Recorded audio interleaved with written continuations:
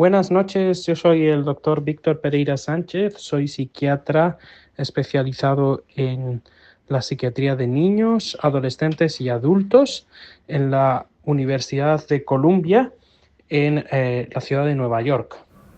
¿Qué es el trastorno obsesivo compulsivo, o sea, TOC?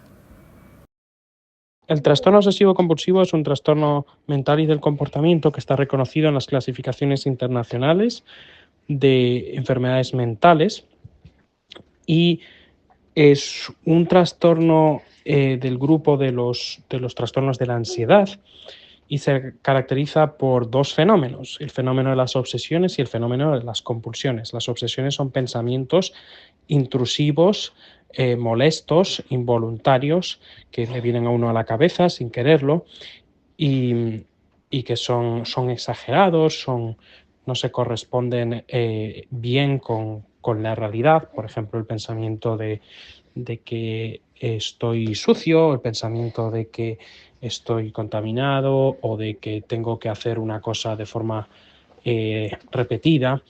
Y luego las compulsiones son actos que suelen responder a las obsesiones y suelen ayudar de forma como a corto plazo a calmar la ansiedad que producen las obsesiones. Bueno, la siguiente pregunta es, ¿cuáles son los mitos más comunes que existen sobre el TOC en la sociedad actual? Quizá uno de los mitos más extendidos es que el TOC es simplemente perfeccionismo o manías, hacer las cosas de una determinada manera, y entonces la persona que es así, eso como se dice maniática, perfeccionista, tiene TOC. O que el TOC es solamente pues, acciones externas, ¿no? Cuando en realidad el TOC es principalmente obsesiones, cosas que están en el pensamiento y que muchas veces no se ven. ¿Por qué muchas personas creen que el TOC solo tiene que ver con ser muy limpio y ordenado? Quizá porque el cliché, ¿no?, del TOC como orden, limpieza, está muy extendido pues, en las películas, en la televisión, en las redes sociales, y aunque sí que es cierto, ¿no?, que es una forma de TOC, es solo una de las formas. Hay más, y a veces también de la forma que se pone en los medios está exagerada. ¿Los adolescentes presentan mitos o falsas creencias específicas sobre el TOC? Algunos adolescentes pueden tener esta idea falsa o exagerada del TOC como una manía, o también pueden pensar que es una cosa que no les puede pasar a ellos, que solo les pasa a los adultos o que solo le pasa a personas, entre comillas, raras, cuando el TOC pues, muchas veces aparece por primera vez en los niños o en los adolescentes. ¿Cuál es la realidad científica sobre las causas del TOC? ¿Biológica, psicológica o combinación? El TOC, como otros trastornos mentales y del comportamiento, lo entendemos desde un punto de vista complejo, biopsicosocial, ¿no? Quiere decir que hay parte de las causas biológicas, sobre todo pues, en el cerebro, en la genética.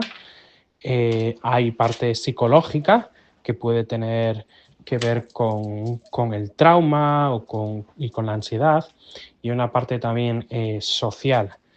Esto quiere decir, bueno, no es que el TOC se aprenda en la sociedad o uno coja TOC pues, por cosas que, según cómo le han enseñado, según lo que ha visto en la televisión, pero quiere decir que los factores sociales influyen también en cómo el TOC se manifiesta y en cómo la evolución puede ser más positiva o más negativa. Y desde un punto de vista biológico, pues no se conoce bien, pero hay estudios genéticos, ¿no?, que muestran que hay un componente genético importante, no totalmente determinante. Quiere decir que si un padre tiene TOC, no quiere decir que su hijo vaya a tener TOC, pero puede aumentarle el riesgo. Y hay cada vez pues, más estudios en el cerebro que que vinculan el TOC a disfunciones en algunas redes cerebrales, cómo funcionan en algunos circuitos. Bueno, la siguiente pregunta es, ¿cómo influye la desinformación de redes sociales en la comprensión del TOC? Las redes sociales pueden muchas veces amplificar y extender estos mitos, ¿no?, que hay en la sociedad, pues porque las redes sociales están tan extendidas y para muchas personas son su principal o a veces única fuente de información.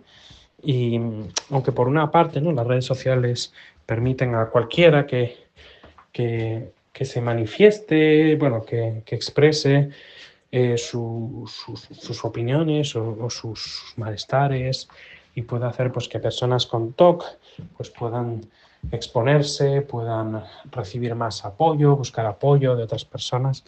También puede exponerles a veces a más estigma, a insultos, y también pues hay personas que a lo mejor extienden información falsa o exagerada sobre el TOC, y esto muchas veces se viraliza, y entonces hay veces que las personas lo que aprenden sobre el TOC es falso. Nuestra siguiente pregunta es, ¿cuáles son los efectos de minimizar el TOC? Por ejemplo, diciendo tengo TOC como chiste. Cuando se banaliza, ¿no?, el TOC, porque se dice, ay, pues yo tengo TOC porque soy perfeccionista, o de otras maneras, lo que pasa es que se extiende el estigma, ¿no? Se extiende una información pues que es falsa, que es exagerada, y esto puede hacer daño a las personas que tienen TOC, porque puede que por los mitos que se extienden en las redes sociales y en otros lugares, puede hacer que las personas con TOC se les mire como raros, como maniáticos, y que a veces también cuando se le llama a todo TOC, ¿no?, pues sin ser TOC, puede que a las personas que realmente que tienen TOC, que sufren, no se les preste la atención que necesitan y que merecen. ¿Qué señales o síntomas suelen ignorarse debido a los mitos más instalados sobre el TOC? Quizá lo más ignorado es que el TOC es primero y principalmente obsesiones, y como digo, las obsesiones son pensamientos y por tanto no se ven. Los pensamientos se dan solo en la cabeza, ¿no? Y si no se manifiestan con compulsiones, con actos, otras personas no lo van a ver. Hay incluso formas de TOC, hay algunas personas que tienen TOC que no tienen compulsiones, solo tienen obsesiones, o a lo mejor tienen compulsiones pero son muy, muy pequeñas, muy discretas, a veces que no se manifiestan muy exteriormente, pues porque las personas a lo mejor son capaces de controlarlas un poco, o al menos mantenerlas solo en casa o cuando están solos, y no les molesta mucho. Entonces, esto es importante recordarlo, que las obsesiones existen, que las obsesiones son la parte principal y a veces más molesta del TOC. También a veces se pierde de vista que el TOC se puede manifestar con obsesiones muy diversas, no solo las clásicas, ¿no?, de limpieza, de orden, sino también a veces como obsesiones religiosas, obsesiones escrupulosas, obsesiones de culpa, o de miedo, de hacer daño, y muchas otras maneras. Entonces, esas formas no tan clásicas en el sentido de lo que se ve en las redes, en los medios de comunicación, esas formas también existen y se pueden perder de vista. ¿Cuáles son las realidades del tratamiento del TOC y qué tanta eficacia tienen las terapias actuales? TOC lo entendemos desde un punto de vista biopsicosocial, como he dicho, y por tanto el tratamiento también va a ser biopsicosocial, como es el caso de otros trastornos mentales.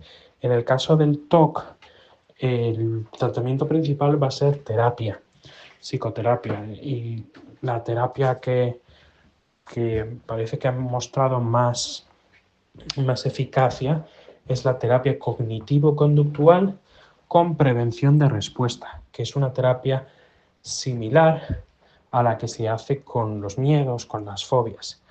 Entonces, en esta terapia lo que se trabaja es primero identificar los pensamientos obsesivos, identificarlos como tal, o sea, que son primero que son pensamientos que están en la cabeza y que vienen, los genera la propia cabeza, la propia mente, que son pensamientos que se quedan en la cabeza, que no tienen por qué manifestarse fuera, no se van a hacer realidad solo porque existan y que por tanto una persona tiene que aprender a no tenerles miedo, a reconocerlos y a no tanto como luchar contra ellos, sino saber dejarlos pasar y saber no actuar conforme a esos pensamientos, o sea, no hacer la compulsión de que esos pensamientos piden.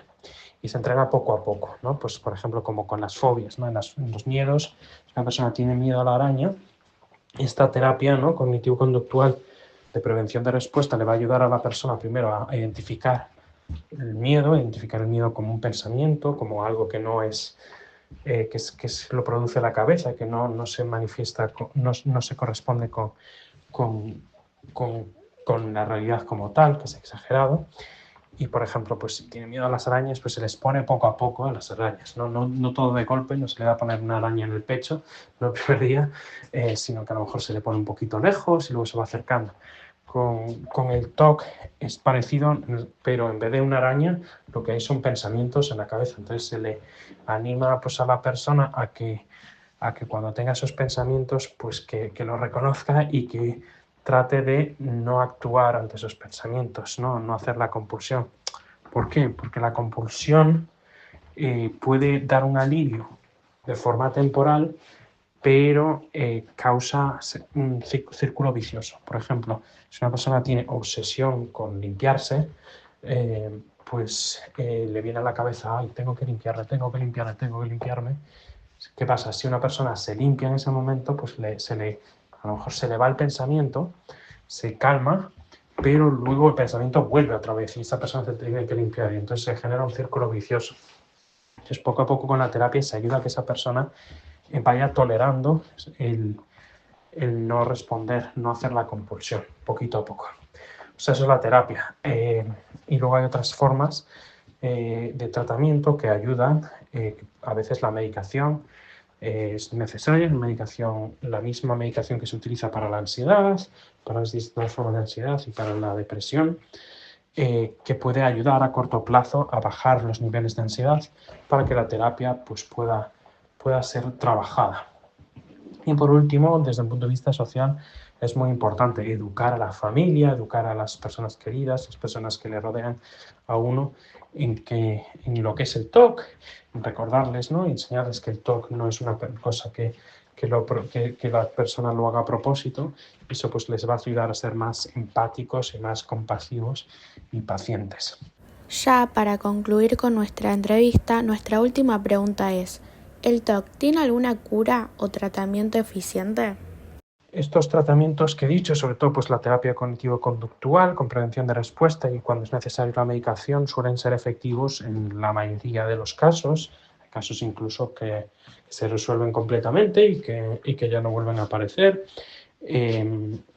Hay casos a veces que a lo mejor hace falta repetir el tratamiento cuando vuelve a aparecer o el TOC o mantener el tratamiento durante un tiempo más largo.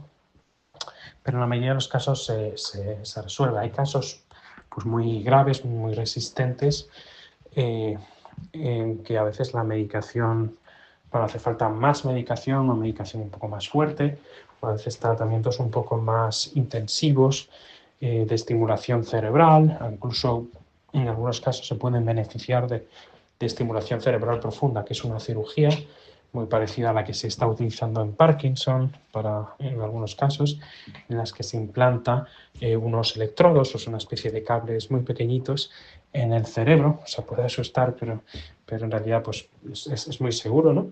Y esos electrodos estimulan unas partes del cerebro que pueden ayudar en muchos casos a calmar el TOC. Pero estos son, como digo, casos muy graves, muy raros en la mayoría de los casos, como digo, responden bastante bien a la terapia.